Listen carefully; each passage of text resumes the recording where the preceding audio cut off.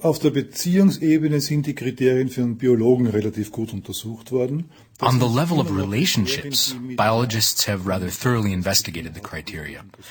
It is still those criteria which have something to do with progeny. Nachkommenschaft was zu tun haben. That's the view of Anselm Eder from the Institute of Sociology at the University of Vienna.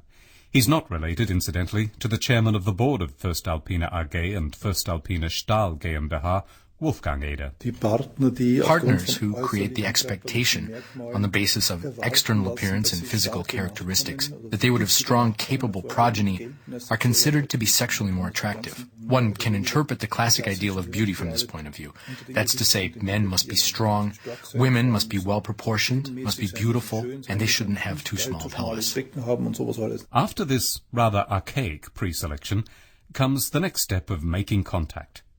It's usually women from whom the first impulse comes. For instance, a brief smile, accompanied by rather longer eye contact, is typical. Then it's up to the men to take the initiative and to make the best of the situation, whereby the first seconds are decisive. Whoever smiles back most definitely has an initial advantage.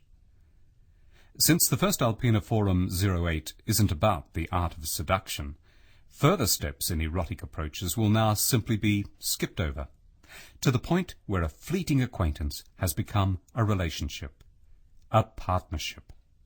Partnership. Chance, perspective, future.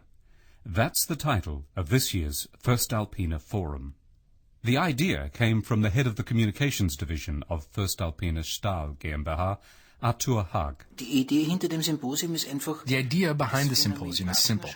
The phenomenon of partnership, which is lived out very intensively in the steel division.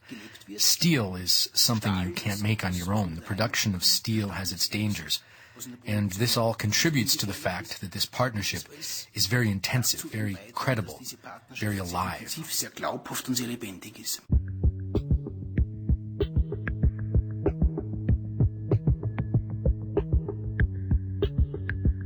International experts from the most varied sectors were invited as speakers. Alongside research into happiness, models were presented showing under what circumstances people cooperate with one another, and when they don't.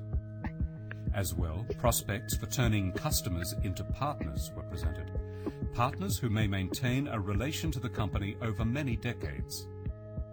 In this audiobook, one can hear speakers from the voestalpine Forum and also other experts who've dealt with this theme.